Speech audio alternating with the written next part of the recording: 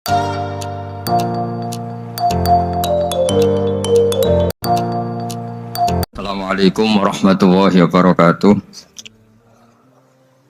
Bismillahirrahmanirrahim. Rabbi shrah li sadri wa yassir li amri wahlul 'uqdatam min lisani yafqahu qawli. Allahumma shalli wa sallim wa barik ala sayyidina Maulana Muhammadin wa ala alihi wa sahbihi asmin amma ba'du. Dados termasuk dosane jenengan sedanten senengane cerita Nabi Adam. Nabi Adam mbok critakno dosane, mulane do kualat. Wong nyeritakno bapake kok nyeritakno napa? Dosane. Mulane kata kiai kualat, wong bapake kok diler-ler napa? Dosane. Mulane nak cerita Nabi Adam niki kedah sempurna. Terus niki kula cicil juz tunggal napa wa 'allama Adamal napa? Asma. Pertama kali hubungannya Nabi Adam kalian Allah Subhanahu wa taala ini hubungan mengajarkan nama sesuatu. Jadi sampean jangan pakai teori modern bahwa apa artinya sebuah nama. Nama itu penting sekali. Sekali penamaan itu salah, berarti Anda menstatuskan secara nama salah dan itu berakibat fatal. Jadi semua kesalahan manusia mulai periode syirik mensekutukan Allah itu karena kesalahan menyebut apa? Nama. Ini penting kalau aturan. Jadi misalnya orang Arab itu ada batu tertentu yang dipahat disebut manat. Manat itu dari kosakata manan, pemberi. Yang satu disebut uzza, sesuatu yang aziz, yang agung. Sehingga akhirnya diperagungkan. Coba kalau misalnya manat dan lata itu ketemu orang Lasem, terus ditanyakan, ini batu apa ini? Dari Purwodadi apa dari Mojokerto, yang mahat siapa? Ini irungnya tidak pas, ini matanya kok agak picek. Andekan distatuskan seperti itu, kira-kira disembah apa enggak? Enggak. Iki pas pembuatan ini pate protol terus digenti gitu. Sehingga setiap kemusyrikan itu semua para nabi ngendikan inhiya illa asmaun sammaitumuha antum wa aba'ukum ma anzalallahu biha min sultan. Sebagian ayat ma anzalallahu biha min sultan. Bahwa kesalahan-kesalahan yang kamu timbulkan itu karena kamu kesalahan bikin nama. Makanya status itu penting. Nanti sampean tahu pentingnya yang saya katakan ini. Nanti setelah sampean mati, nanti mesti nyari saya karena kenangan ngaji ini. Ini Mas Atabik itu mas saya, beliau seorang dokter, tapi saya tidak akan bilang dia dokter karena nanti anak cucunya inginnya jadi dosen. Tapi kalau saya menstatuskan dia turunan Mbah Sambu, babe wong alim, wah anak putunen arah alim isin, dan di status no pegawai negeri dosen, wah anak putunen golek duit pikirannya kan. Karena status itu mengilhami, apa status itu? Karena itu yang dikenalkan. Makanya ini penting. Fir'aun ketika dianggap sebagai Tuhan itu karena dia berhasil menamakan dirinya orang yang nggak pernah sakit dan dia penguasa. Penguasa itu artinya apa? Dia memimpin sekian orang, akhirnya dianggap Tuhan. Tapi ketika debat terbuka sama Nabi Musa, pertama mohon standar mohon gimmick. Pertama kata Fir'aun, wa ma rabbul alamin, lalu Tuhan kamu itu siapa? Kata Musa, yang menuhani langit dan bumi. Fir'aun masih bisa berargumentasi, setahu saya di bumi Tuhan hanya saya. Soal kemungkinan Tuhan Anda di langit, terus Fir'aun nyuruh Haman, ya Haman ibni li sorhal ali abluhul asbab as-samawati fa'attali'a ila ilahi Musa. Tapi kalau itu dibuktikan, nanti Musa pasti kalah, karena kalau Fir'aun naik ke langit pasti gak melihat Tuhan. Wong yang Nabi saja gak ngelihat, apalagi Fir'aun. Pasti dia bilang gak ada. Tapi apa yang bisa mengalahkan Fir'aun adalah argumentasi status. Kata Musa, Rabbukum wa Rabbu abaikumul awalin, yang nuhani nenek moyang kamu. Artinya kalau Fir'aun Tuhan itu berarti Tuhan balita, karena mbah-mbahnya dulu tanpa Tuhan, karena Tuhannya lahir terlambat. Akhirnya Fir'aun saat itu juga para pengikut Fir'aun langsung menjadi mukmin meskipun menyembunyikan imannya, karena kalau Fir'aun Tuhan berarti mbah-mbahnya tidak punya Tuhan, karena Tuhannya baru dilahirkan kemudian. Artinya gini, Andai kan Fir'aun distatuskan al-maulud, orang yang dilahirkan, maka tidak akan ada orang yang menuhankan Fir'aun. Atau Fir'aun dibahasakan wujida ba'da alam yakun, dia ada setelah dulu-dulunya tidak ada. Apapun hebatnya Donald Trump, apapun hebatnya Cleopatra, apa Fir'aun, semuanya itu wujidu ba'da alam yakun, mereka ada dari tidak ada. Yang seperti ini pasti tidak Tuhan. Makanya Allah mengenalkan manusia itu sederhana supaya tidak pernah jadi Tuhan. Hal ata alal insani khinum minad dahri lam yakun syai'am mazkura. Manusia itu siapa? Ya manusia itu makhluk yang ada dari tidak ada. Dengan status itu nggak mungkin kamu tuhankan. Ini penting saya utarakan. Jadi buah gerakan Allah itu pasti dimulai salah penamaan. Makanya saya kemarin ketika Mbah Mun intakola ila rafiqil ala, ketika beliau wafat, saya bilang ke anak-anak Anwar, statuskan Mbah Mun sebagai orang alim, alama, al-faqih, muridnya Sayyid Alawi, muridnya Mbah Zubair. Sekali Anda menstatuskan beliau orang besar, tepaan santri sing mau luhur kepengin ditiru besar tok. Nah, niru besar tok terus ono santri mau ita itu tok ngerasa gede repot. Sama, makanya saya nggak pernah. Sebenarnya saya tahu Mas Atabik ini Mas saya itu dosen, saya tahu, tapi saya tidak pernah ngomong dosen. Ngono anak-anak era menjadi wong alim, menjadi dosen malah langsung berarti wong alim, malah celaka mana itu. Jadi karena salah status itu nanti panjang, akibatnya itu panjang. Makanya saya itu sebetulnya ya risih dikatakan Gus Bah itu orang alim, sebenarnya risih, tapi saya seneng saja. Sing seneng beniru alime, sing hasut takjak kompetisi. Jadi tak nikmati ya jadi sing seneng beniru alime, sing seneng itu hasut takjak kompetisi, takjak maca tafsir naram riang ya. Ngono paling maca primbon mek terjemah ya. Ini penting, jadi itu yang disebut wa'allama adamal asma. Makanya Allah itu mengkritik semua kesalahan manusia dimulai dari salah penamaan. Makanya saya kemarin Pak Pilpres sering bilang, kalau presidennya ini maslahat, kalau enggak ini enggak maslahat. Mana ada kemaslahatan ditentukan hanya oleh seorang presiden? Itu tauhid kita di mana? Memang kita secara syariat harus milih sesuai ijtihad kita, tapi tidak usah dong menggantungkan kesejahteraan sama seorang makhluk, itu tidak boleh, secara tauhid nggak boleh. Makanya ini penting sekali, jadi nggak boleh orang salah nama. Kita tetap memilih presiden, milih kiai, milih siapa saja, tapi tidak boleh menstatuskan manusia sama dengan status Tuhan. Itu bahaya sekali dalam ilmu tauhid. Terus yang ketiga, kenapa nama itu penting? Begini, alam yang dipakai Quran, alam itu nama ya, alam mangkul, semua alam. Wah, nanti subuh tak jamin pinter nih, tapi saya tetap mau setengah jam karena saya tahu sampai subuh pun kira-kira ya tidak pinter, jadi ya setengah jam. Jadi nanti kalau kamu ditanya kenapa tidak pinter, mari Gus Bak mulangnya mau setengah jam punya alasan. Kalau sampai subuh kok gak pinter kan, goblok banget nanti subuh orang pinter. Ya nah orang-orang bilang gitu. Lah anak sing ngomongin, oh mesti salah metode, gurune yang salah. Diulang orang pinter-pinter mesti salah sing mulang gitu. Malah repot lagi nanti.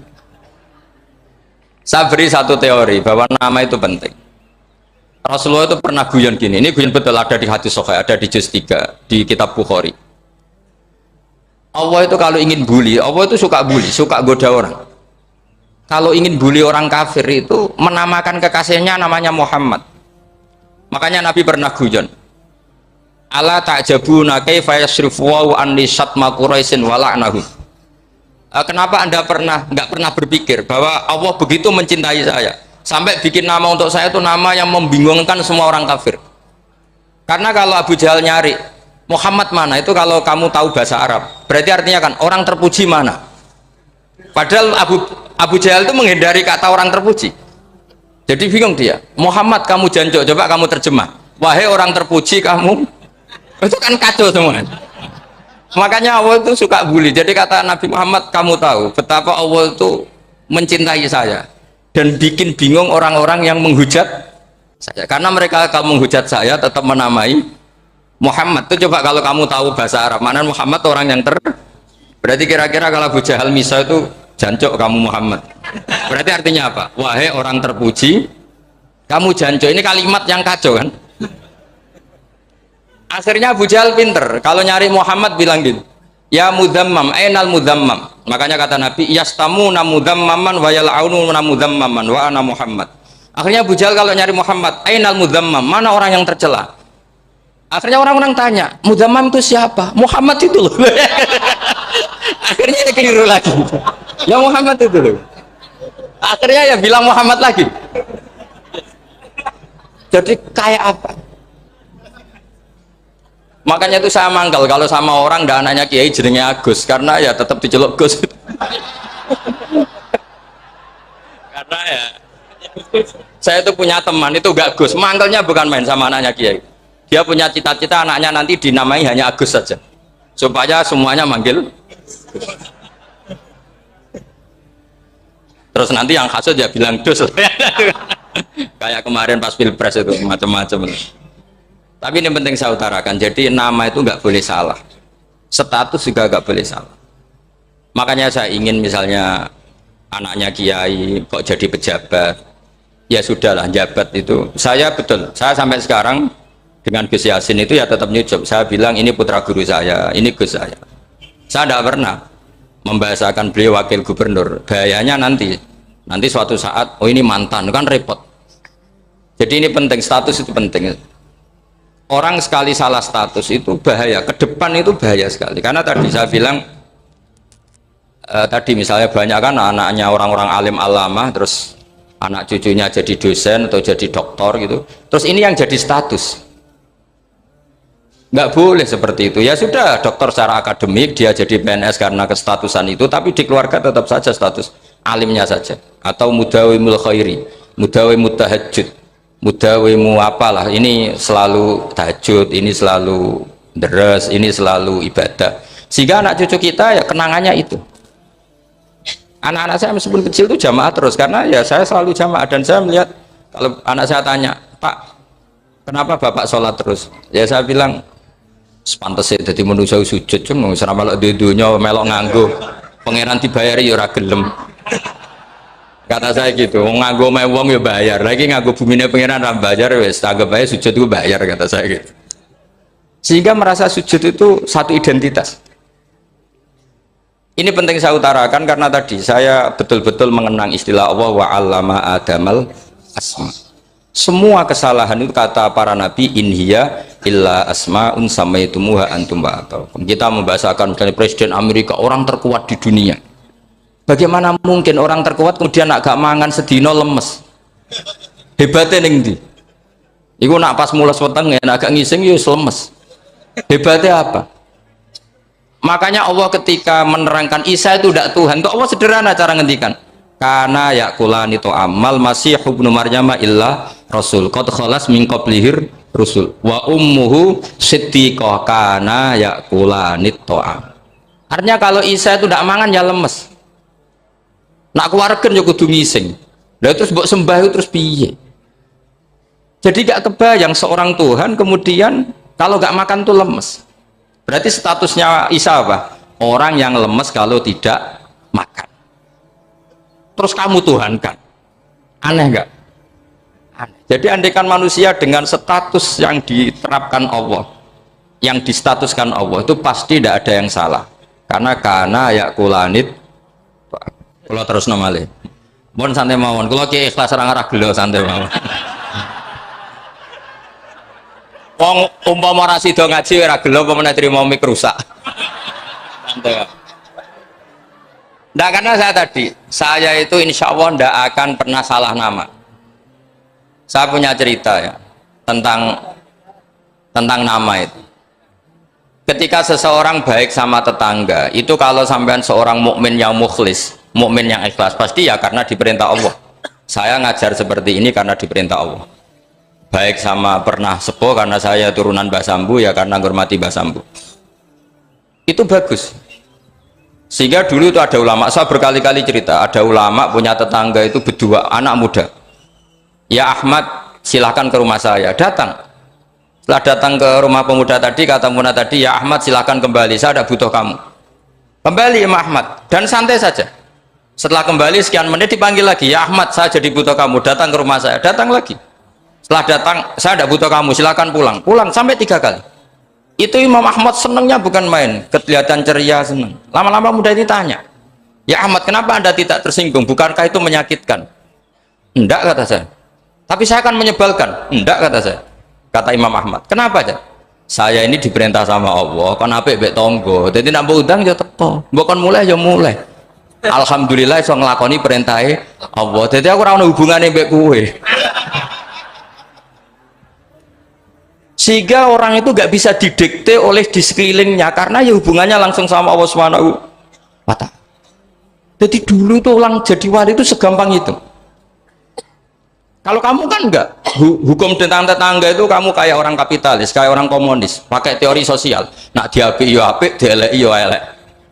Itu kan pikiran PKI. Artinya satu perilaku sosial didikte oleh makhluk itu perilaku orang mukmin atau orang ke PKI. Itu orang PKI. Kalau orang mukmin ya mangkana yu'minu billahi wal yaumil akhir fal yukrim jarahu, kita baik sama tetangga karena diperintah Allah, sehingga kecewa ada kecewa ya santai saja. Imam Ahmad katanya, kenapa engkau tetap ceria? Aku ora urusan mbek kowe, urusanku mbek pangeran. Pangeran. Saya ulang lagi ya, dados tentang napa wa 'allama adamal asma. Jadi andaikan seorang manusia melakukan kebaikan karena dia makmur, amarahu wa. Kita diperintahkan Allah baik sama tetangga. Ya biasanya tetap seperti itu. Kita diperintahkan Allah baik sama, sehingga ketika ngalami kayak yang dialami Imam Ahmad, kita santai saja. Ketika kita datang bi amrillah, ketika kembali ya bi amrillah, sehingga ya sudah kita dapat pahala. Tapi kalau kamu kedikte secara sosial, maka kamu akan menjadi orang murahan, yaitu seorang ulama didikte oleh anak muda yang kampungan. Justru kita kalah kan, kita kampungan sekali karena kita ulama senengnya kalau disenengkan orang, mangkelnya kalau dimangkelkan orang. Artinya apa? Kamu didikte makhluk. Itu kerennya di mana coba? Kerennya di mana? Nggak ada sama sekali. Apalagi yang dikte trimo canom sing goblok sing desa. Kamu seorang ulama besar. Tapi kalau kamu hubungannya dengan Allah, dia muji kamu, alhamdulillah dipuji. Dia memaki kamu, alhamdulillah dapat pahala lewat jalur sabar. Kan santai saja. Sehingga saya berkali-kali bilang, setan itu untungnya tidak pernah ngaji saya. Kalau ngaji dia pasti ngerusak metode, berubah metode. Tapi saya tadi berdoa supaya ngaji ini gak didengar setan. Setan itu ya goblok betul. Setan itu kan suka ya kalau anaknya kiai, cucu kiai dibikin konflik. Dia ngiranya dengan konflik pondok itu tidak solid. Ternyata enggak. Misalnya masa tabik konflik sama keluarga, Bani Lasem, terus ada yang minggat ke Papua kemana-mana. Namanya turunan kiai di mana-mana bikin pondok, bikin masjid. Yang dulu masjid hanya ada di Lasem, barokahnya tukaran ada di mana-mana. Lah itu namanya setan itu salah perhitungan apa? Makanya gobloknya dia itu udah ngaji saya. Kalau ngaji tak kasih tahu itu bahaya itu. Bikin kiai konflik itu bahaya. Iya betul. Islam ada di Indonesia itu ya barokahnya konfliknya sahabat. Sayyidina Ali dan Sayyidina Muawiyah itu konflik. Banyak sahabat netral yang ingin menghindari itu mau ke Cina. Di Selat Malaka sebagian terdampar, terus ada yang ke Aceh, ada yang ke Sumatera. Namanya Syekh Baros, itu muridnya Sayyidina Ali. Makanya awal Islam di Indonesia dimulai Syekh Yusuf Baros itu. Kalau Timur Tengah nggak ada tukaran tuh nggak ada, Islam menyebar kemana-mana. Nah setan ngiranya kalau sahabat tukaran itu nanti kacau, ternyata enggak, malah Islam menyebar kemana-mana, barokahnya tukaran. Dulu Solo karena konflik ya banyak ulama yang ke Selasem kemana-mana, gara-gara Solo nggak kondusif. Akhirnya kayaknya keduman basambu, keduman macam-macam. Sedangkan mawon kiai tukaran terus betul apa-apa.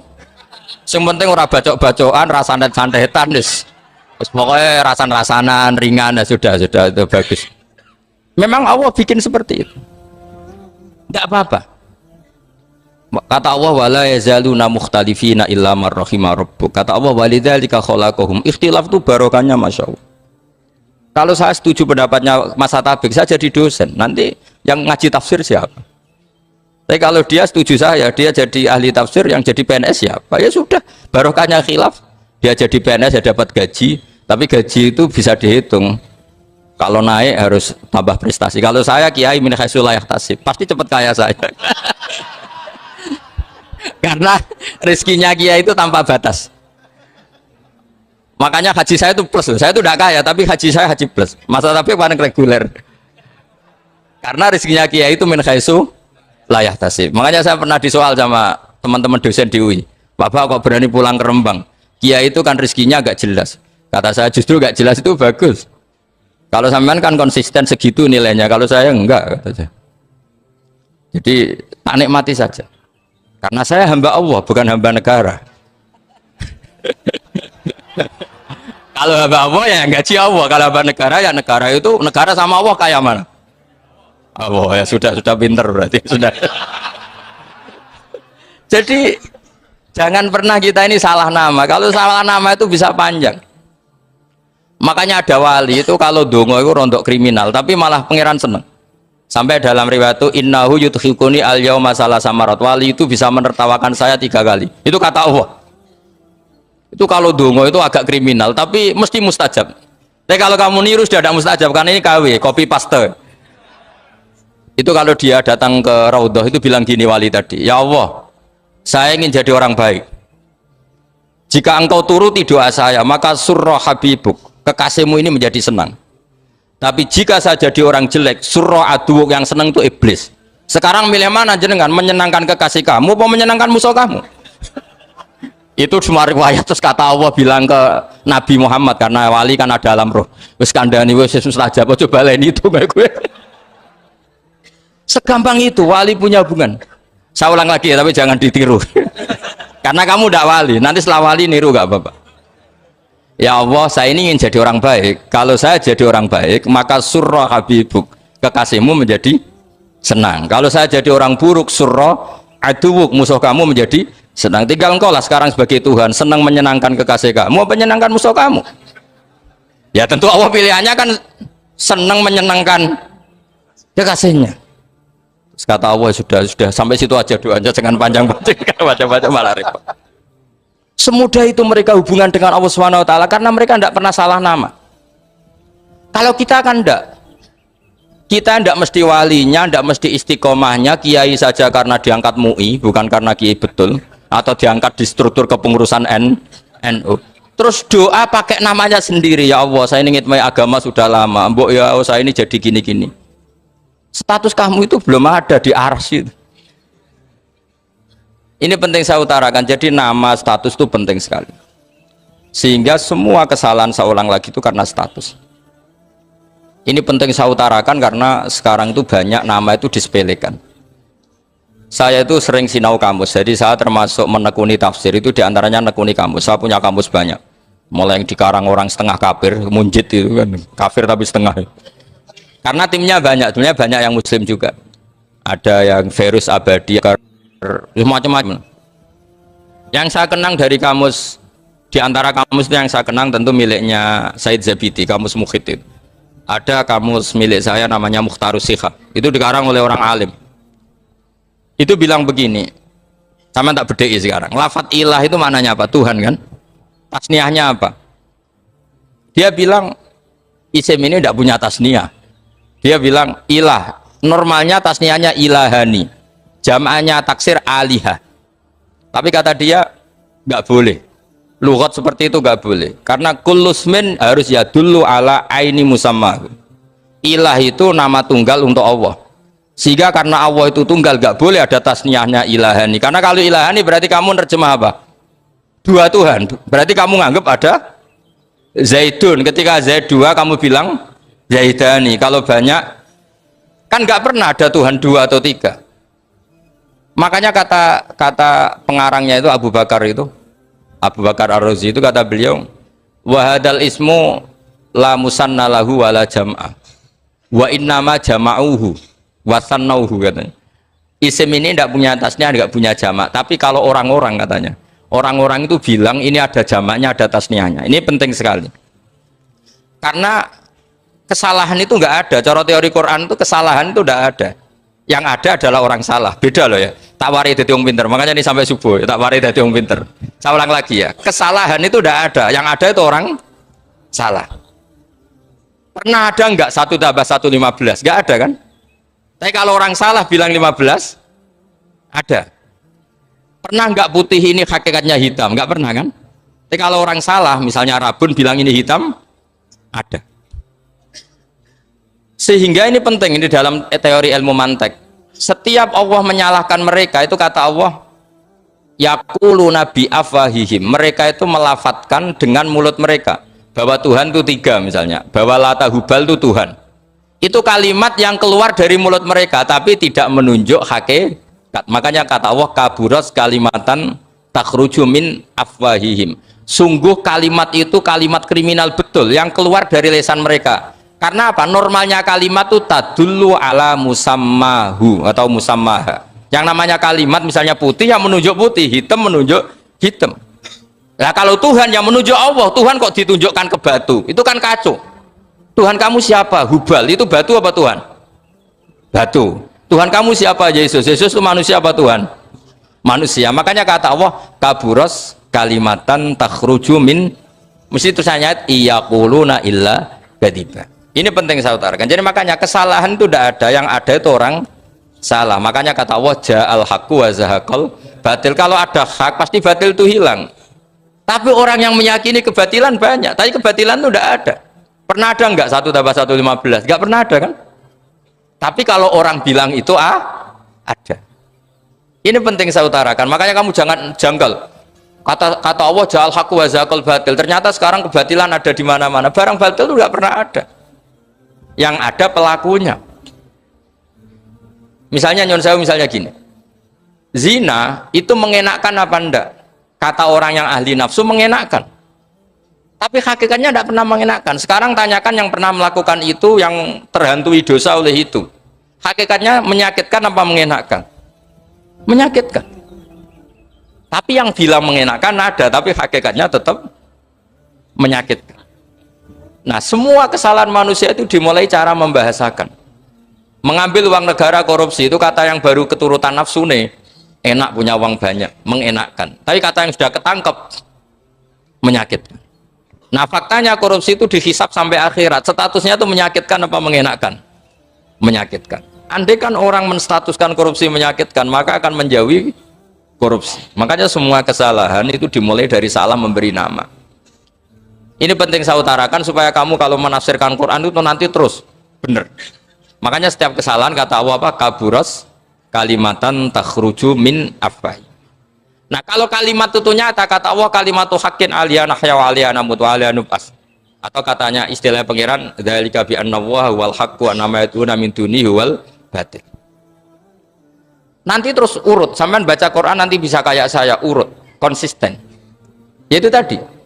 Misalnya Fir'aun itu orang pakai status yang diajarkan Allah ke kita. Fir'aun adalah wujida ba'da alam yakun. Fir'aun adalah makhluk yang sekarang ada, tapi dulu-dulunya tidak ada. Padahal sebelum ada Fir'aun sudah ada bumi, ada langit, ada matahari. Sebelum ada Yesus, ada Isa, sudah ada bumi, ada matahari. Artinya apa? Zaman langit bumi ada, penyebabnya Isa apa enggak? Enggak kan? Karena dia ada setelah adanya langit dan bumi. Fir'aun juga gitu, Yesus juga gitu, semuanya begitu. Makanya Allah mengajari kita apa? Hal ata alal insani hinum minad dahri lam yakun syai'am madhkura. Katakan manusia itu siapa? Manusia adalah makhluk wujud yang dulu tidak ada. Sekarang banyak enggak orang yang sudah kaya sebelum Pak Jokowi jadi presiden, sebelum Pak SBY jadi presiden, sebelum Pak Karno jadi presiden? Banyak enggak yang sudah kaya sebelum? Banyak kan? Artinya yang mengkayakan itu presiden Pak Allah. Allah. Sekarang kamu miskin, kamu nggak bisa nyalahkan Pak Jokowi. Sebelum Pak Jokowi presiden kamu sudah miskin. Ya, artinya yang memiskinkan itu presiden apa takdir? Takdir. Makanya wa anna ila rabbikal muntaha wa annahu adhaka wa abka wa annahu amata wa ahya wa annahu khalaqaz zawjaini dzakara wal unsa. Jadi kita miskin ya karena kehendak Allah, kita kaya kan semua itu karena Allah. Tapi kita terjebak hukum modern. Nak presiden iki sejahtera, anak iki ora. Ya mungkin secara bahasa syariat mungkin ada benarnya, tapi kita ini kan dilatih ilmu hakikat. Tak ulang malam 13 Dzulhijjah masuk ilmu cek syariat tok. Oh gak pinter-pinter banget cek gobloke kan gitu. Daftar wali kok ilmune ngono iku ora iso. Ini penting saya utarakan. Jadi saya ulang lagi. Makanya di Quran itu ilmu tertinggi diantaranya menurut orang tasawuf qulillah tsumma dzarhum fi khaudihim. Saya itu nggak pernah loh takut mati meskipun saya masih muda. Karena saya bayangkan mati itu ya baik-baik saja. Ketika saya hidup ya nggak tahu cara ngelola nyawa saya, kenapa kok nggak pergi.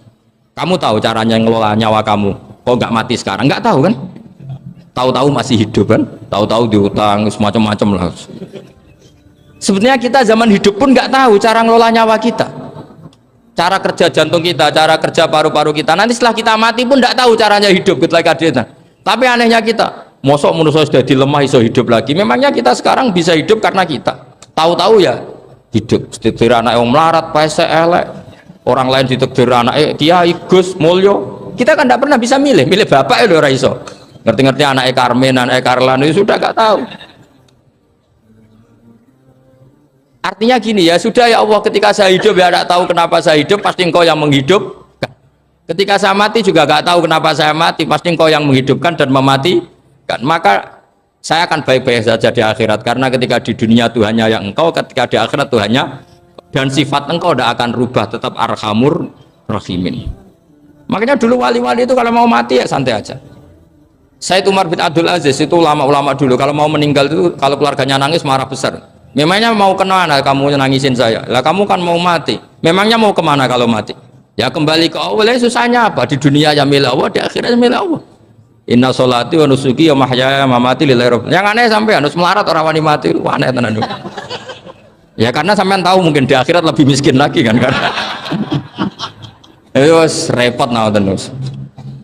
Coba kalau dari awal kita menstatuskan diri kita biadillah, inna sholati wa nusuki wa mahyaya wa mamati. Tapi kamu salah status, mengatakan kehidupan adalah momen untuk mencari kesejahteraan, kehidupan adalah momen untuk cari karir. Kamu mensifati kehidupan secara salah, jika kamu terjebak nyari karir, nyari kaya. Coba kalau kamu pakai mazhabnya sufi, kehidupan adalah pemberian dari Allah untuk kembali kepada Allah. Kematian ya seperti itu, akhirnya ya santai saja. Inna sholati wa nusuki wa mahyaya wa mamati lillahi rabbil alamin. Istri juga gitu. Saya itu tidak sombong, saya itu mulai nikah sampai sekarang itu hampir gak pernah tukaran sama istri. Sama istri saya itu sering bilang gini, Gus, kali-kali kalau saya ngamuk itu diwales, dilawan supaya saya punya musuh katanya. Betul ya? Ya saya bilang gini, Allah itu maha baik sama saya. Ketika harmonis, ganjaran saya ya lewat harmonis itu, sehingga saya ngasih uang menyenangkan Anda. Ketika Anda marah, ganjaran saya lewat sabar. Ya sudah, itu semuanya baik. Kalau kamu marah, saya tidak dapat pahala. Makanya kalau kamu marah tak dengerin, ini cara Allah membuat pahala tanpa bayar, kata saya. Justru kalau pas rukun itu untuk dapat pahala harus nyervis, jajak nukokno kelambi mahal katanya. Boros itu pahala yang boros katanya. Tapi kalau kamu marah ini pahala paling murah, nggak usah biaya, dapat apa? Pahala, cukup sabar.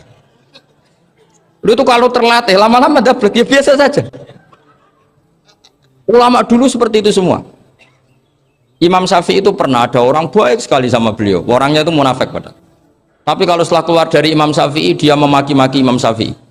Suatu saat beliau dikasih tahu, orang yang tadi muji-muji jenengan itu di luar maki-maki jenengan. Imam Syafi'i itu guyu sebenarnya bukan alhamdulillah. Muridnya kan janggal. Ini dikasih tahu gitu, alhamdulillah. Kenapa Imam Syafi'i dia kan di luar maki-maki jenengan? Berarti aku wong wibawa, ning arepku rawani. Ya jadi dianggap enteng saja melihat, berarti aku wong wibawa, ning arepku ora wani. Ya sudah. Terus ketika ditanya, tapi itu kan bahaya bagi Anda karena memfitnah Anda gini-gini. Kata beliau, zaka Allah. Yang kritiknya bahaya itu hanya Allah Ta'ala. Yang lainnya nggak bahaya. Karena ini makhluk doif, nggak penting. Loh, kamu sampai tersisa dikritik orang karena kamu nganggap makhluk itu penting. Ini gobloknya sampean. Goblok segoblok-goblok saya itu. Coba kalau kamu mensatukan makhluk tetap makhluk, kritiknya nggak penting. Selesai kan? Selesai nggak? Ini problem Anda tidak wali itu, kalau dikritik ya susah. Makanya tidak wali itu problem menurut saya. Makanya saya nggak ingin nggak jadi wali itu kan. Karena hanya wali yang hidupnya itu la khaufun alaihim walahum ya. Orang dulu tuh semudah itu hidup. Gampang saja. Dulu ceritanya diantara ceritanya manakibnya Sayyid Ja'far Shadiq itu, kalau ada orang memaki-maki dia itu dikirimi hadiah. Kenapa ya? karena kebaikan kamu telah kamu berikan kepada saya, ini hadiahnya. Sampai malu yang ngeritik itu. Kan kalau orang rasani itu kan kebaikannya dikasihkan sama yang dirasani. Lah kamu kan ngajinya seperti itu, tapi dirasani kok susah. Harusnya kan kasih aja, ditransferi saja. Alhamdulillah. Ya karena kita salah menamain tadi. Sing rasani pembenci, pembenci itu bahaya. Sehingga kamu mereaksi secara serius. Coba kalau kamu pakai hukumnya Allah dan Rasul, pembenci itu pemberi kebaikan. Istri marah adalah pemberi kebaikan. Ada yang berani mulai meraktekannya? Latih begitu terus, insya Allah nanti hidup kamu barokah. Itu disebut wa'allama adamal asma. Dan itu yang diajarkan Rasulullah. Rasulullah itu kalau ngajarkan hidup itu gampang sekali. Allahumma ja'alil hayata ziyadatan li fi kulli khairin wal mauta rohatan li min kulli syarrin. Jadi kalau kita hidup, anggap saja peluang untuk nambah kebaikan. Kalau kita mati, anggap saja akhir dari semua potensi kejahatan kita. Anda sekarang mungkin tidak zina, tapi potensi zina. Anda sekarang tidak korupsi, potensi korupsi. Anda sekarang tidak selingkuh, tetap potensi selingkuh. Nah, anggap saja kalau mati, berarti akhir dari segala potensi itu. Alhamdulillah. Makanya saya tuh nggak pernah takut mati.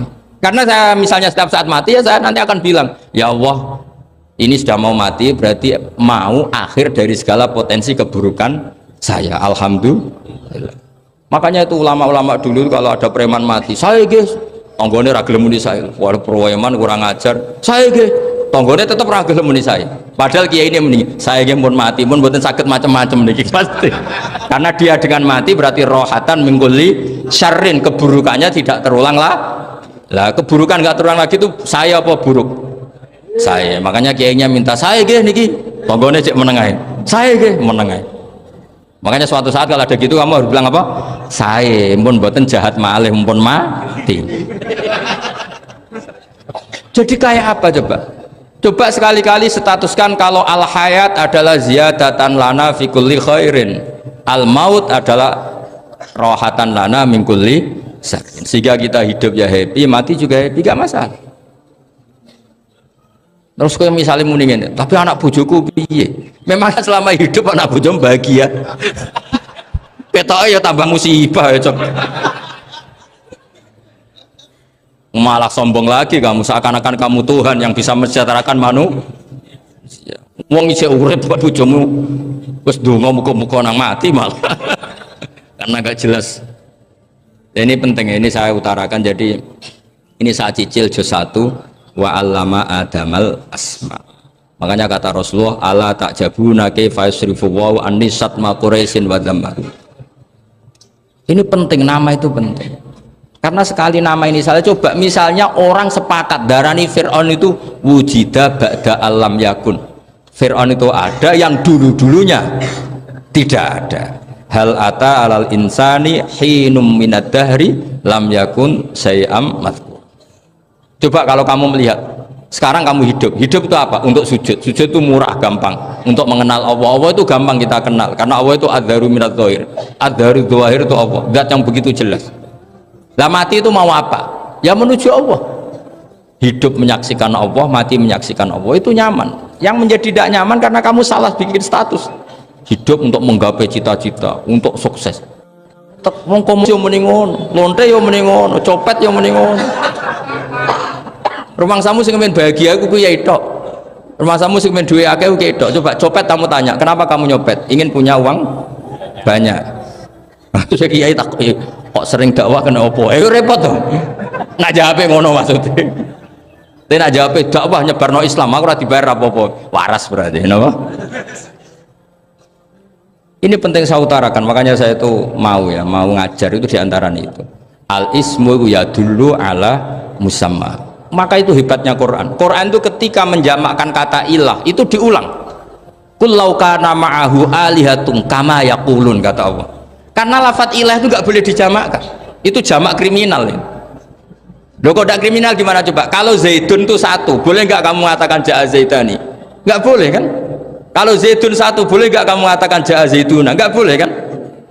Sama ilah itu satu apa dua? Satu. Boleh nggak kamu katakan ilahani, dua Tuhan?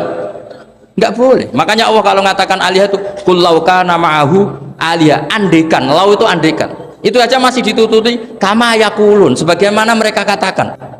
Karena lafadz ilah itu tidak pernah punya jama' aliyah. Makanya Allah ngertikan kullau kana ma'ahu aliyah, masih ditambahi kama yakulun, tapi itu kata mereka kira-kira gitu. Maka kenangan saya sama Mbak Turehan, saya ini masih pernah cucu sama Mbak Turehan karena saya mbah saya kandung namanya Fatimah, itu abahnya itu orang sini, Fakhriyas itu. Ibunya itu orang Kudus, makanya saya ini ya turunan Kudus, turunan Nasr. Itu kalau Mbak Turehan, kalau hari kematian Yesus itu kan ditulis hari wafatnya Yesus. Mbak Turehan kan tentu meyakini Yesus itu Isa itu tidak mati tapi makanya di kalender Kudus sampai lihat itu kan matinya Sibah Isa kan ada dalam kurung Sibah Isa, jadi yang mati itu Sibah Isa. Karena kalau yang mati Isa kan menyalahi Quran wa ma qataluhu wa ma salabuhu walakin subyalah, maka ditulis kematian Sibah Isa. Hanya Almanak Kudus, yang lainnya enggak karena sudah ikut bahasa nasional. Saya pernah agak bantah dulu, saya masih muda. Mbok ditulis gini saja, kematian Yesus dalam kurung katanya. Jadi ono karena saya ini teori Quran itu kalau ada bahasa salah itu diulang. Kullau kana ma'ahu aliyatun kama yaqul. Karena nggak benar, jama' aliyah itu nggak benar. Bagaimana mungkin sesuatu yang satu dijamakkan? Coba kamu bisa mengatakan zaituna karena zaitnya banyak. Kamu punya tamu rojulun, kalau orang banyak rijalun.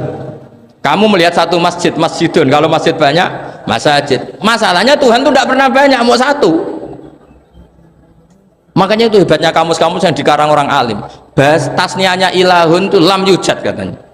Tapi wajaduhu wasamauhu. Tasniah ini nggak ada secara hakikat, tapi mereka ada yang menjamakkan, yaitu mereka-mereka yang salah. Makanya tadi dalam ilmu mantek kesalahan itu tidak pernah ada, yang ada adalah orang yang salah. Jadi kesalahan itu tidak pernah ada, yang ada adalah orang yang satu tambah satu pasti dua, nggak mungkin empat nggak ada, lima nggak ada, tapi orang jawab salah banyak. Nah itu namanya ilmu ya, makanya yang namanya ismu itu mesti ya dulu ala musamma. Andai kan orang mengatakan Lata Uzza ini batu yang dipahat oleh si A, dulu pesennya di Muntilan, batunya dari Mojokerto, dulu pas bikin tangannya protol terus di semen, di lakban. Bisa nggak jadi Tuhan kalau dengan status seperti itu?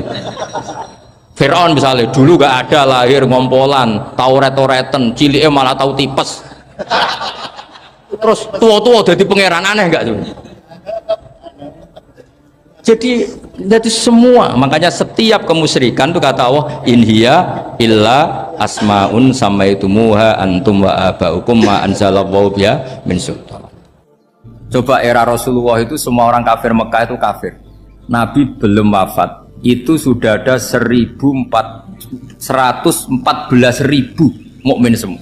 Jadi Nabi menangi mayoritas orang menjadi mukmin dari mayoritas kafir, yaitu disebut wara'aitan nasa yadkhuluna fi dinillahi afwaj. Andai kan Nabi Muhammad pakai syariatnya Nabi Nuh, bisa nggak mengislamkan orang sebanyak itu?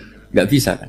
Maka ini penting mengenali nasah mansur. Jadi periode cara wong Jawa maksud no tuntas, Robila Tadar itu pasot tuntas itu menghabisi itu habis di periode Nabi siapa?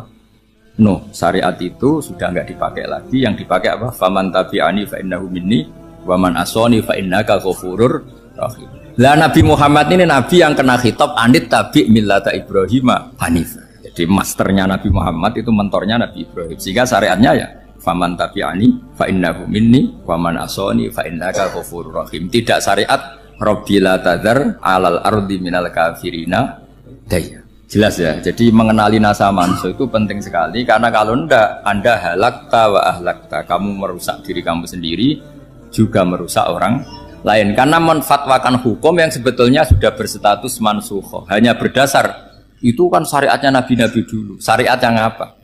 Syariat yang nggak pernah terhapus hanya satu, usuluddin, yaitu tauhid, itu sama. Tapi kalau syariat itu beda-beda, atau furu'iyah itu beda-beda. Itu tadi saya beri contoh, era nabi dulu kalau ada pakaian najis dipotong, dibuang. Era Nabi Muhammad dicuci. Orang kafir dihabisi oleh langit. Era Nabi Muhammad nggak boleh, bahkan didoakan Allahumma hdi qaumi fa innahum la ya'lamun. Di Qur'annya apa? Wa in ahadum minal musyrikin astajaraka fa'jirhu hatta yasma'a kalama wa tsumma ablighu ma'mana. Jadi kalau ada orang kafir enggak boleh main dihabisin, mereka beri peluang untuk mengkaji kitabullah. Hatta yasma'a kalama wa. Kalau mereka sudah berpeluang ngaji, harus tsumma ablighu ma'mana, harus dijamin keamanan. Ya, karena apa? Dzalika bi annahum qaumul la ya'lamun. Bagaimanapun mereka memang karena tidak tahu. Nah, kenapa tidak tahu? Enggak. Karena tadi mereka tertutup oleh kultur yang beratus-ratus tahun. Babanya mereka menyembah batu, menyembah berhala. Ya tahunya itu ya Tuhan. Bagaimana Anda bisa menjelaskan sesuatu yang sudah beratus-ratus tahun kan tidak gampang. Maka ada periode dimaklumi. Apa? Kalau era sampean kan, mosok waktu disembah saking gobloknya orang. Kamu lahir kan sudah nyembah Allah, tidak nyembah batu. Bayangkan kalau kamu jadi mereka. Wong perut kamu saja disuruh makan pizza sakit kok. Karena saking lamanya makan sambal kan gitu. Kamu bilang perempuan Indonesia saja cantik kok, saking lamanya jadi orang Indonesia. Padahal orang Indonesia tanyakan orang Eropa, cantiknya di mana? Kamu lahir di Afrika, bilang orang Afrika itu cantik, tanyakan orang Eropa, cantiknya di mana? Hitam gitu kok. Jadi orang itu pasti terkooptasi oleh sekelilingnya. Orang Afrika akan bilang wanita Afrika itu cantik. Coba tanyakan orang Eropa, cantik apa enggak? Blas. Orang Eropa yang kulitnya gitu kata orang Eropa indah, kata sampean. Koyok anaknya kebo katanya udah jadi. Jadi orang itu akan terkooptasi oleh sekelilingnya. Bayangkan kalau semua orang nyembah berhala terus kamu tidak, alasan kamu apa? Kan menentang mayoritas. Dan itu berat. Maka dimaklumi oleh Allah. Dzalika bi annahum qaumul la ya'lamun fi manah panyeruarah. Nah, pemakluman ini yang mulai sekarang terkikis. Orang main pukul saja enggak mau ngaji. Enggak mau ngaji Quran secara kafah. Jadi fatwanya Islam kafah tapi ngajinya Quran enggak kafah. Ngambil 1-2 potongan ayat dipakai dalil. Jadi Islamnya inginnya kafah tapi ngajinya Quran enggak. Kalau kafah ya hafal 30 juz. Kalau mau ya, kalau mau kafah ya hafal berapa? 30. Makanya saya sering bilang, saya sering dinasihati orang karena belum tahu saya ini hafal Quran. Bapak harusnya Islam itu kafah. Kata saya ya dimulai dari konsep Islam itu kafah dulu. Apa ya hafal Quran secara kafah. Jadi ini penting saya utarakan. Bahaya sekali orang mengenali Islam tanpa mengenali nasah maksud. Karena beberapa syariat Nabi sebelum kita itu berstatus mansukh. Terus contoh berikutnya. Ini nasah mansukh antar Nabi apa khusus internal Nabi? Antar Nabi aja nggak selesai nih sampai. Contoh yang paling keren mungkin cowok semua senang. Nabi Dawud dulu istrinya berapa? 99. Nah itu kalau masih halal itu kan berarti jenengan tuh punya istri berapa? Wah kan ngeri betul. Punya satu aja repotnya gitu apalagi berapa? Punya 99. Terus kamu bilang gini, ini kan syariatnya Nabi Dawud, Nabi kan bisa diikuti. Pernah ada periode di mana seperti itu boleh. Jadi makanya mau tidak mau ngenali nasah mansukh itu harus. Kalau enggak ya kamu masih berkeyakinan boleh beristri berapa? Nah ini penting saya utarakan. Makanya Sayyidina Ali itu kalau ngetes calon mubalek, kira-kira kalau Kemenak dulu inginnya apa? Sertifikasi apa? Mubalek. Itu tanyanya gitu. Ta'rifun an-nassa wal mansukh, kamu apa tahu nasah mansukh? Lah. Jawabnya Sayyidina Ali, halak tahu ahlak tahu, kamu orang yang rusak. Karena tadi takutnya ada syariat yang sudah mansukh dipakai. Itu tadi misalnya kita ini tidak umatnya Nabi Nuh, tapi pakai syariat Robbila tadar alal ardi minal kafirina. Terus ketiga begini, misteri manusia itu. Dan ini kita tidak pernah tahu sampai kiamat, tapi ini ilmu harus kita diskusikan. Misalnya saya ini namanya Bahauddin. Saya sekarang hidup sampai 2019 sekarang. Kan hanya Allah yang tahu berapa turunan saya sampai kiamat dan statusnya kayak. Donald Trump juga gitu. Donald Trump itu sekarang kafir, tapi kita tidak pernah tahu nanti turunan keberapa ada yang Muslim. Lah turunan yang calon Muslim ini diletakkan di mana kita tidak tahu. Yang jelas kalau kamu bunuh itu katut itu. Artinya gini. Logika membiarkan orang kafir itu ya ada logikanya. Logika membunuh karena mereka mau membunuh kita ya ada logika fikihnya, karena kalau kita ada membunuh dibunuh. Makanya semuanya hukum ini terus bergantung al-hukmu yaduru ma'ilatihi wujudan wajib. Di sini terus dipertemukan. Makanya semua nabi itu kalau yang namanya membunuh pasti pas perang saja, karena ini kondisi yang memang pilihannya hanya dua, kalau nggak dibunuh ya membunuh. Ada duel lah itu. Maka ini butuh kajian fikih dan orang nggak boleh subjektif dalam hal ini.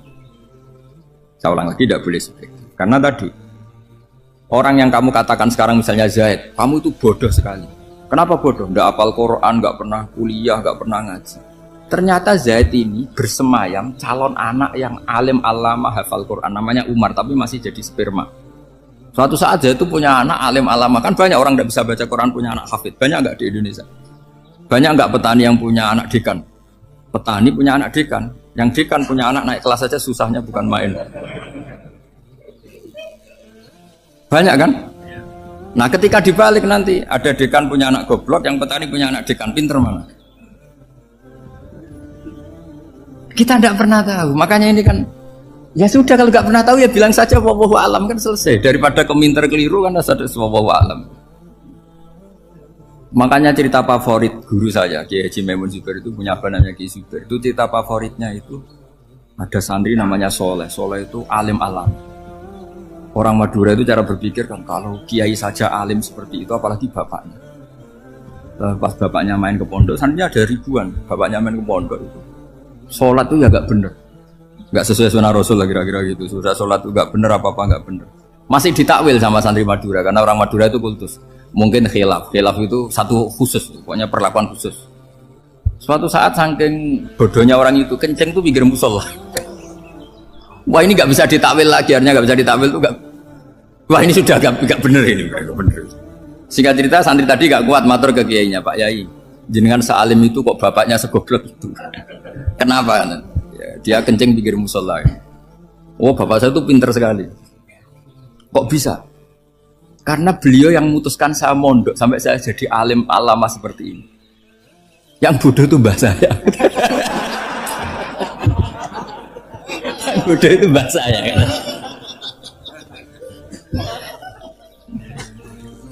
Artinya gini, sekarang misalnya Anda dekan, atau Anda rektor, atau Anda profesor, atau Anda kiai top, mubalek kondang. Anda mubalek kondang terus punya anak, gobloknya bukan main. Atau apalagi anaknya ketangkep KPK. Yang satu anaknya orang bodoh jadi dekan. Kalau kompetisi ini pinter mana juga? Ada ahli metodologi, tapi anaknya itu terlibat narkoba. Yang ini petani utun, anaknya dekan. Kira-kira kalau dikompetisikan pinter mana? Anaknya pinter petani tadi gitu. Yang ketika petani kamu vonis bodoh gitu.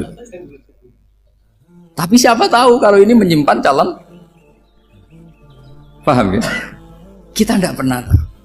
Makanya Quran selalu ngajari di dalam ilmu sosial itu wa in adri la'allahu fitnatul lakum wa mata'un ilah. Di dalam ilmu sosial itu kita harus jawab tidak tahu. Karena mudah. Makanya saya tadi pagi ngaji di direktorat, saya bilang, saya pernah diprotes orang, Gus kamu udah jelas 01 atau 02. Ya saya jawab, manusia itu makhluk yang paling gak jelas. Sekarang soleh, suatu saat bisa saja gak soleh. Yang sedang gak soleh, suatu saat soleh. Sesuatu yang mungkin rubah kok kamu fanatik itu gimana? Nalarnya itu gimana? Coba kita tahu dulu, Wahsy itu pembunuh Hamzah, akhirnya mati mukmin ya enggak? Padahal orang yang sangat dibenci Rasulullah karena membunuh Sayyid siapa? Hamzah.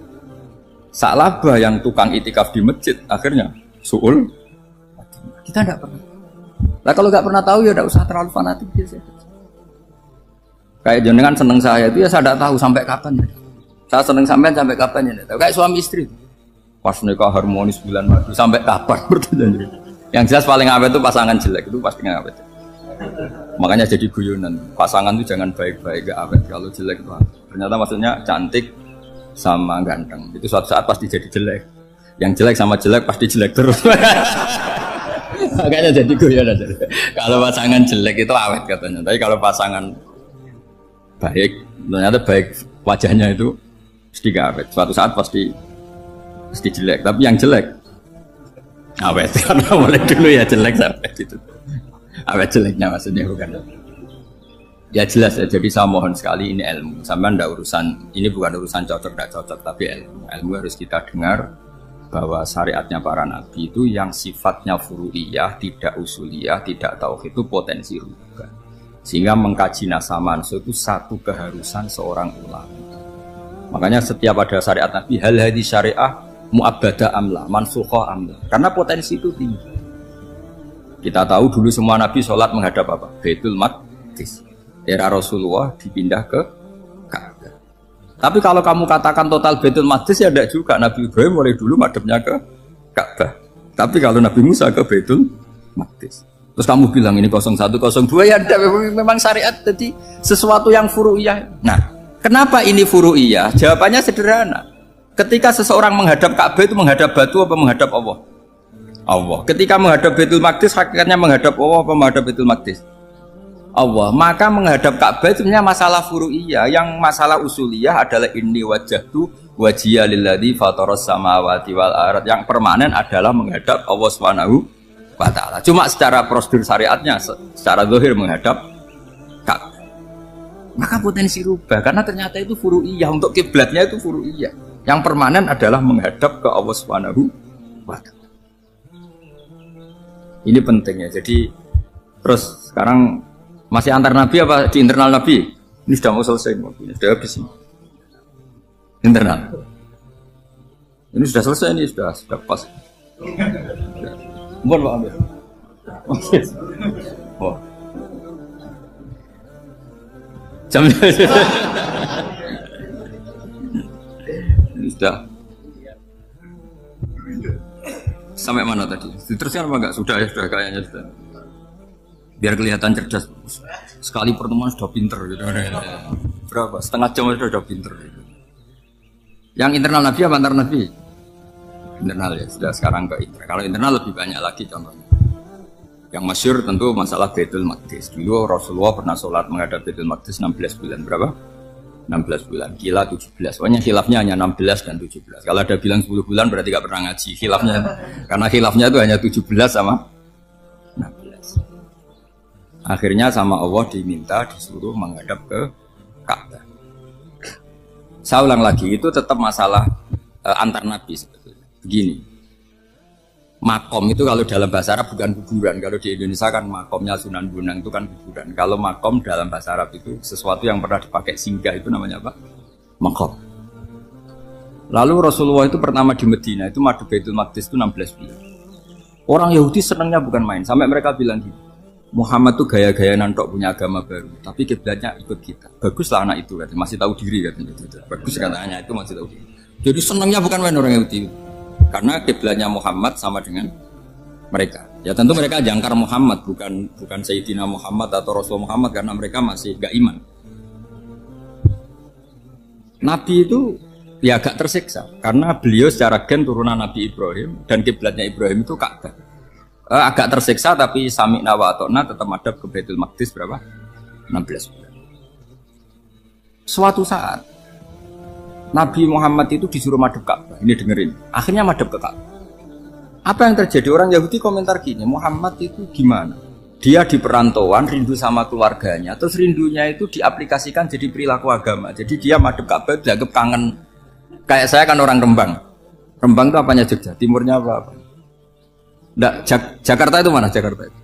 Barat sana ya? Ibaratnya saya orang Jakarta, terus merantau di Jogja. Dulu kiblatnya itu menghadap ke timur. Terus ketika madhab ke barat kata sampean, wah itu padune kangen apa?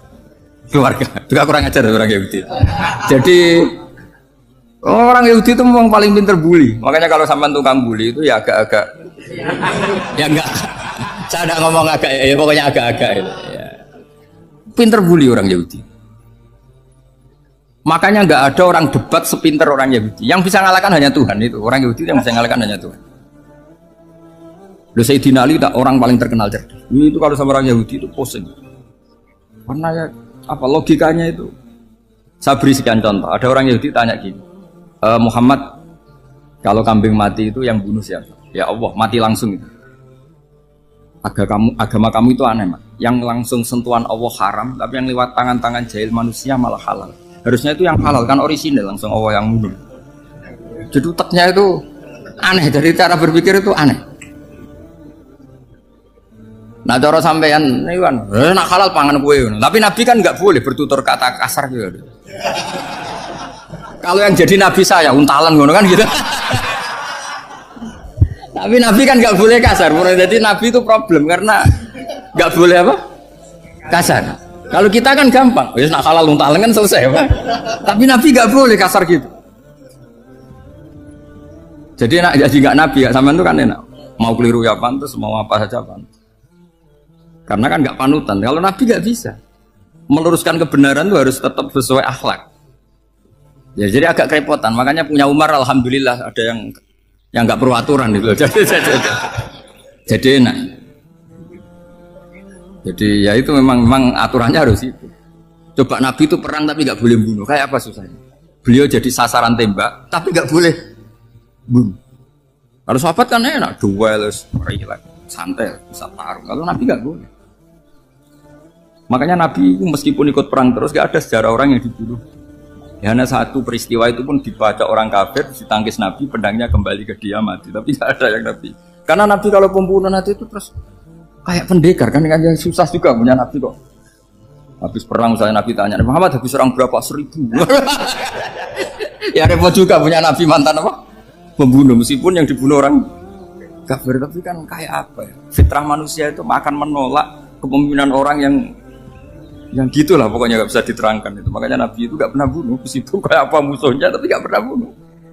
Untungnya di sekeliling orang-orang yang tadi. Jangan bilang tuh suka bunuh ya, pokoknya perang gitu ya.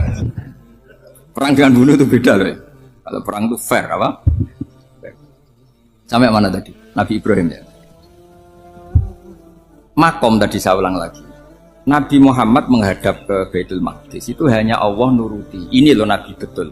Tahu betul bahwa di antara syariat adalah Baitul Maqdis karena semua Nabi pernah berkiblat Baitul Maqdis. Tapi Nabi ketika menghadap ke Ka'bah, Nabi juga dibilangin sama Allah. Ini loh syariat yang benar karena Ka'bah juga kiblat sing aktaku, lebih tua ketimbang Baitul Maqdis. Maka disebut Ka'bah Atiqah. Ilal Baitil Atiq. Kalau Quran bahasakan Ka'bah apa? Wal yatawafu bil Baitil Atiq. Atiq itu tua sekali. Ya, sudah. Ketika berstatus tua itu orang Yahudi seneng, mergo roh kelirune Muhammad. Mereka nantang, Muhammad ayo debat terbuka. Nabi rawuh. Bagaimana Anda bilang Ka'bah itu kiblat tertua? Wong Ka'bah itu pertama yang menghadap sana itu ya kamu. Semua Nabi menghadapnya ke Baitul Maqdis. Terus Nabi Muhammad mulai berargumentasi ilmiah tadi. Enggak, Ka'bah itu kiblatnya Ibrahim. Jadi Ibrahim dulu itu yang mulai dulu kiblatnya itu di Ka'bah. Terus orang itu tanya buktinya apa? Terus dijawab fihi ayatum bayinatum maqam Ibrahim. Ternyata di situ ada jejak kakinya Nabi Ibrahim, yaitu batu yang diinjak beliau ketika bangun Ka'bah. Itu argumentasi ilmiah. Lah barang orang Yahudi kehilangan ilmu itu gobloknya orang Yahudi. Makanya yang bisa mengalahkan Yahudi hanya Allah Subhanahu wa taala. Luang Ibrahim saja golongan kita, pengikut kita. Ibrahim itu pengikut Yahudi. Wah itu Nabi mulai senyum-senyum, mulai tertawa-tawa. Wah itu goblok orang terdidik. Karena itu ibaratnya kayak kamu bilang Soekarno itu pengagum Puan Maharani. Kira-kira seperti itu. Soekarno itu pengikut Puan. Karena Yahuda itu Yahuda bin Yakub bin Ishak bin Ibrahim. Saya ulang lagi ya, nasabnya Yahudi ya Pak. Yahuda bin Yakub bin Ishak bin Ibrahim. Jadi Ibrahim itu mbah keempat dari Yahuda. Tapi karena mereka kalah debat, Ibrahim itu pengikut Yahudi, itu sama dengan bilang apa? Soekarno itu pengikut Puan Maharani. Itu kan jadi aneh. Atau Gus Dur pengikut Mbak Yeni, atau Basim Masari pengikut Mbak Yeni, itu kan aneh. Wah, akhirnya sama Allah diingatkan. Makanya ada ayat ha antum haula hajatum fi malakum bi ilm falimatu hajuna fi ma laysa lakum bi ilm. Perjanjian debat ini semuanya harus ilmiah. Tapi kenapa perdebatan Anda malah ndak ilmiah? Harusnya orang Yahudi iftadohu, malu semua. Wah, semuanya Muhammad. Itu satu-satunya kekalahan orang Yahudi. Tapi ayat-ayat seperti ini itu enggak populer. Ayat ha antum haula'i hajastum fi malakum bi ilm falimatu hajuna fi ma laysa lakum bi. Jadi Islam betapa hebatnya Islam. Kalau debat harus ilmiah. Dan Kanjeng Nabi menantang, ini perjanjian kita debat ini ilmiah. Kenapa sekarang jadi tidak ilmiah?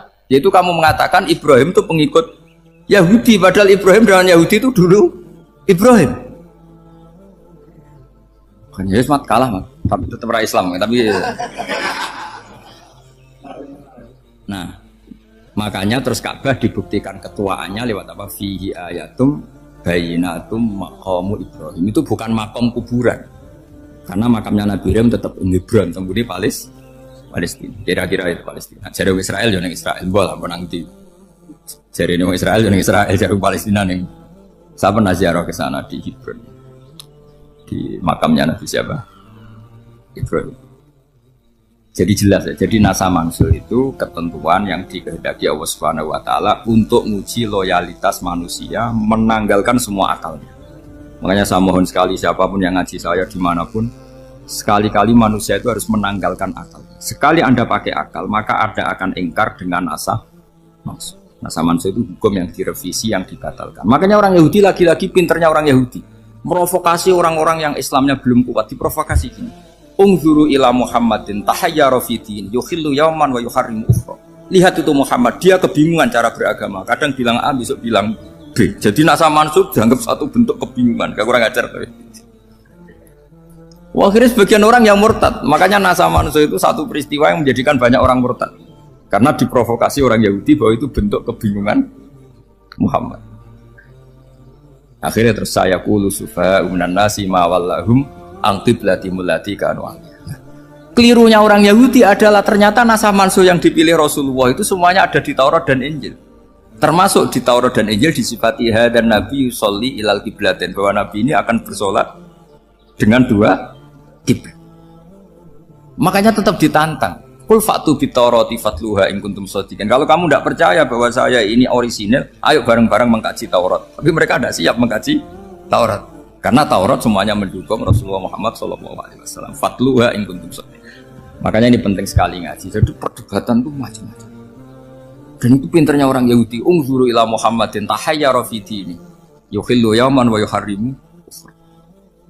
Ini penting sekali. Makanya nasa mansuh itu uji loyalitas. Itu Imam Malik kalau mencontohkan ke Imam Syafi'i. Saya berisikan contoh fikih. Ini saya melanggar waktu. Ini sudah saya yang tidak mengesahkan diri saya. Ya misalnya ini ya, ini kertas saya bawa ya, ini kertas saya bawa. Terus ini tak kasih uang misalnya, uang 100.000. Atau kalau contoh Imam Syafi'i dulu dididik Imam Malik begini. Ya Syafi'i, kalau kamu punya 2 budak, 2 pembantu, kalau dulu kan masih ada budak, 2 pembantu lah kira-kira. Seneng mana, yang cerdas sama yang goblok? Seneng yang cerdas. Kalau yang nurut sama yang bantahan, seneng yang nurut. Nah, yang nurut itu yang goblok. Makanya tinggal dibalik saja. Kamu tak beda ya. Seneng mana punya istri yang cerdas apa yang goblok? Coba jawab.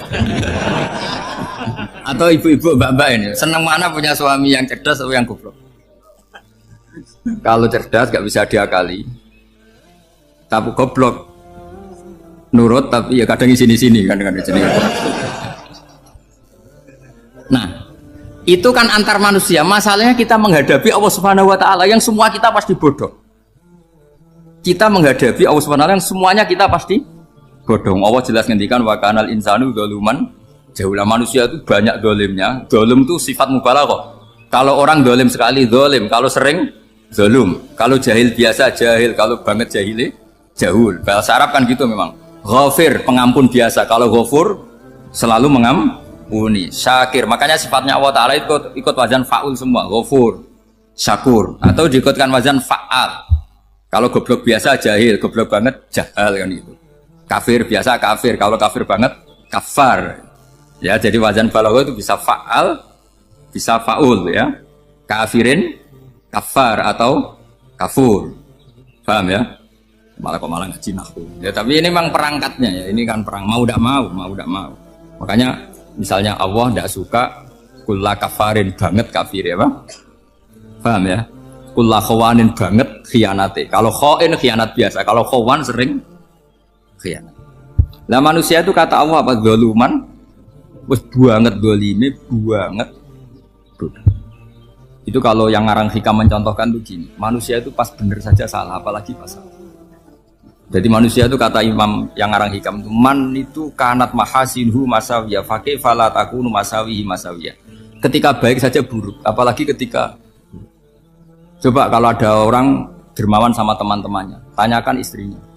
Duit dihambur-hambur, disekno konco ngalono bojo. Mesti itu. Teman yang sering silaturahim ke teman-temannya, Kata temannya baik, senang silaturahim. Tanyakan istrinya, oh meninggali wong. Jadi manusia pas baik saja ada buruknya. Apalagi pas buruk. Makanya dulu bapak saya ngajarin saya istiqomah ya apik ya. Tapi kadang-kadang nak keterusan itu istiqomah ngangkangi. Orang dia tidak punya kesempatan. Misalnya ada imam masjid, imami terus sampai tua sampai mau mati. Itu istiqomah apa tidak memberi peluang yang lain? Tidak jawab. Jadi itu manusia. Jadi pas baik saja buruk. Apalagi pas buruk. Kayak saya gini di sini ngajar baik, tapi saya ada sopannya harus di atas. Padahal banyak orang sepuh, ada Pak On, ada beberapa yang kan terpaksa nggak sopan. Tapi sama yang nyuruh, berarti sama yang dosa. Kemarin-kemarin saya minta di bawah supaya ganjaran saya utuh, ini gara-gara begini ganjaran saya ini agak terkredit terdebat itu karena itu. Saya teruskan. Jadi manusia itu punya sisi itu karena manusia itu galum dan jahul. Bahkan al insanu galuman. Problemnya ini ngadepi Allah yang selalu pinter, yang kita selalu bohong. Misalnya gini, kamu ditanya Allah. Ini contohnya Imam Malik. Ikla hadi sokhroh fa inna tahtaha dhahaban. Coba bongkahan batu itu kamu angkat, di bawahnya ada emas. Lalu budak yang pinter berlogika. Oh disuruh buka itu karena ada emas toh. Berlogika. Kalau budak yang goblok enggak?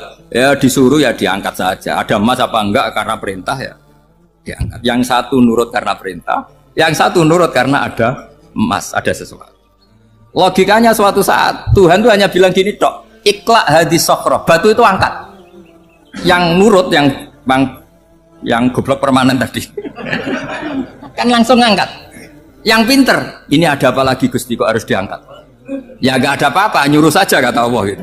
Wah tidak bisa, sesuatu harus ada alasannya. Itu kira-kira mangkel loh gak? Oh mangkel. Nah, logikanya manusia seperti itu. Makanya dua murid pinter, di rakyat pinter, presiden ya susah mesti demo. Goblok ya susah di sini-sini uang. Ini kok nggak ada pilihan. Memang manusia itu nggak ada pilihan. Nah sekarang masalahnya gini di fikih ini saya kembali lagi ke fikih. Pertanyaannya secara fikih begini, misalnya iddah. Iddah itu seorang perempuan ditinggal mati suaminya atau ditinggal atau cerai. Itu kan ada namanya apa? Iddah. Iddah itu memastikan apa tujuannya? Memastikan rahim itu steril dari mani atau sperma zaut awal.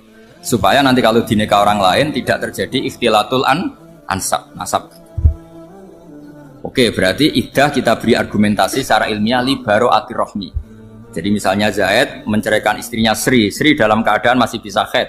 Iddahnya 3 kali masa suci. Wal mutallaqatu yatarabbasna bi anfusina salah satu guru. Lalu karena secara teori medis kalau haid berarti bukti tidak hamil. Apalagi kalau haidnya terulang-ulang sampai 3 kali pasti tidak hamil. Jika kalau nanti dinikahi orang lain pasti kalau ada anak ya anaknya zaud sani atau zaud kedua. Berarti alasan iddah li baro'atir rohmi. Oke, kita sok pinter, sok bijak. Pertanyaannya adalah sekarang sudah baru 1 bulan suaminya di Malaysia nggak pernah ngumpuli, dicek di medis juga berbukti tidak hamil. Apakah boleh tanpa iddah? Semua ulama mengatakan tidak boleh. Tapi ini kan rahimnya jelas bersih. Ya karena iddah itu nuruti perintah pangeran, pokoknya tetap iddah. 3 kali masa suci, 3 kali masa suci atau masa haid, itu ada perdebatan ulama.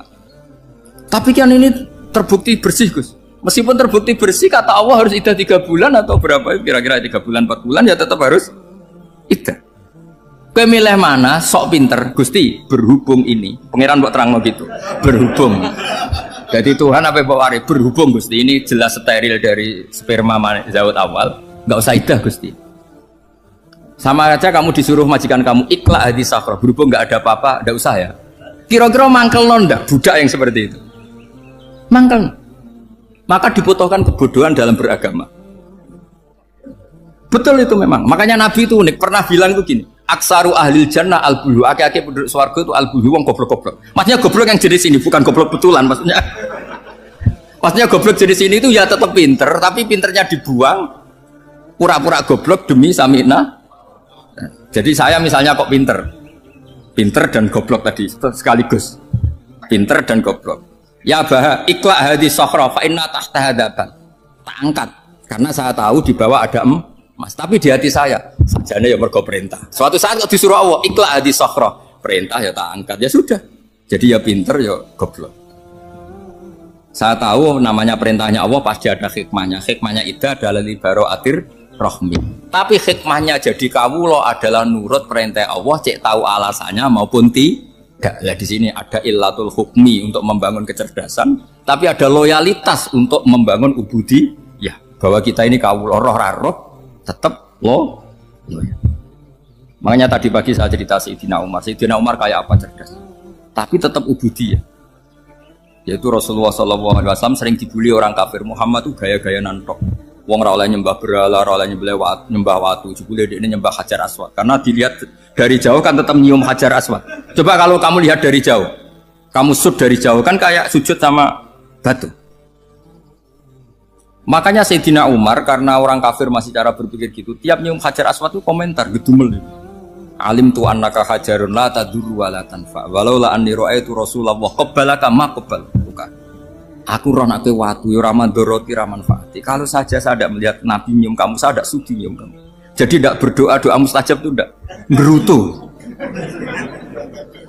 Karena apa? Umar tahu ini masalah secara tauhid. Kalau saya doa depan Hajar Aswad nanti dikira syirik karena berdoa di depan batu.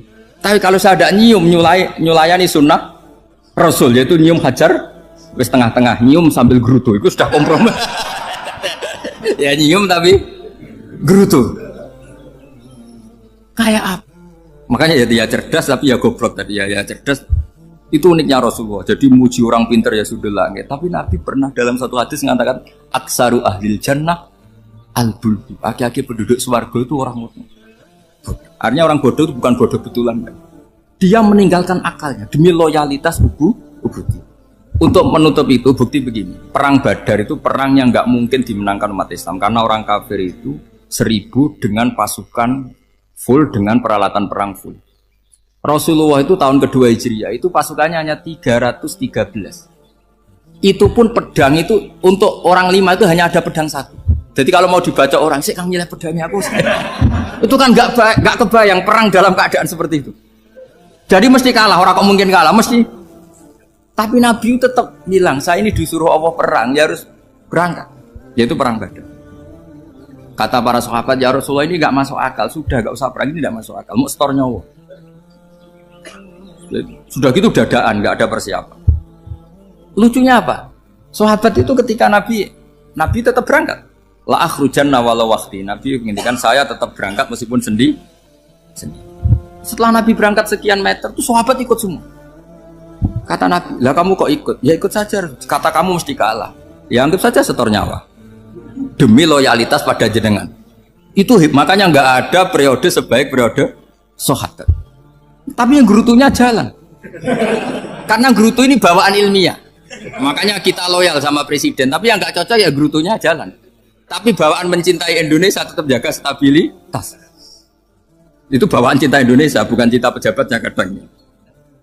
Gerutunya jalan, tapi bawaan loyal sama Indonesia tetap mengaku. Bawaan loyal sama Rasulullah tetap ikut perang, bawaan akal karena nggak masuk akal ya gerutu. Dan itu uniknya Quran itu mengapresiasi itu dan dianggap nggak masalah. Saya bacakan ayatnya. Kama akhrajaka rabbuka min baitika bil haqq wa inna fariqam minal mu'minina lakarihun yujadilunaka fil haqqi ba'dama tabayyana ka'annama yusaquna ilal mauti wa hum yanzurun. Peristiwa Badar ada peristiwa kamu itu keluar untuk perang. Sahabat kamu ngikuti, tapi mereka lakarihun, nggak seneng sebetulnya. Karena nggak masuk akal. Ya geremeng tapi ya derek. Yujadilunaka fil haqq, mereka mendebat kamu dalam kebenaran. Jadi ya Rasulullah wong perang kawan kalah jenengan lakoni alasane nopo? Lah kok melok? Ya saya harus ikut jenengan Nabi. Itu unik. Kalau orang sekarang mana mau, kalau nggak masuk akal nggak mau melakukan. Coba misalnya istri kamu belajarnya dikurangi. Anggap saja petualangan latihan hidup di masa lalu. Nggak mau. Padahal petualangan itu hal yang indah. Petualangan itu kan hal yang indah, kan nggak mau. Oh ngirit aja alasan. Tapi lucunya kalau dijak camping bermiskin-miskin di hutan mau. Karena karpe dewe, tapi suami yang ngongkon. Ayolah seminggu ini kita model miskin. Anggap aja petualangan masa lalu. Enggak mau. Karena pinter, apa? Coba kalau bodoh. Ya ngono ya apa-apa Mas. Amir sekolah anak bodoh, pas kamu sakit ya dibiarin. Karena dia melihat sakit kan biasa, namanya manusia. Jadi makanya ini pilihannya susah, hidup itu masih susah makanya ini. Jadi uniknya Quran gitu, Quran itu membolehkan psikologi manusia. Makanya Allah ngendikan kutiba alaikumul qital wa huwa kurhul lakum. Ya saya tahu kamu tidak suka perang. Allah yang ngakui bahwa kurhul enggak apa-apa. Tapi ketidaksenangan kita harus dilawan demi mengikuti Allah dan misalnya perempuan Allah juga gitu. Wa ashiruhunna bil ma'ruf. Gauli istri kamu muamalah secara baik. Kata Allah fa in karihtumuhunna fa asa an takrahu syai'a wa ja'alallahu fi khairan. Mungkin ada watak yang kamu tidak suka, tapi di situ ada kebaikan. Allah ngaku yang namanya suami mesti ada watak yang nggak suka dari istri. Juga sebaliknya lebih banyak lagi yang suami istri kamu nggak suka watak kamu, juga nggak suka hidung kamu, wajah kamu banyak lah nggak disuka. Tapi demi kestabilan negara suami istri ini, mereka loyal, justru itu bagus.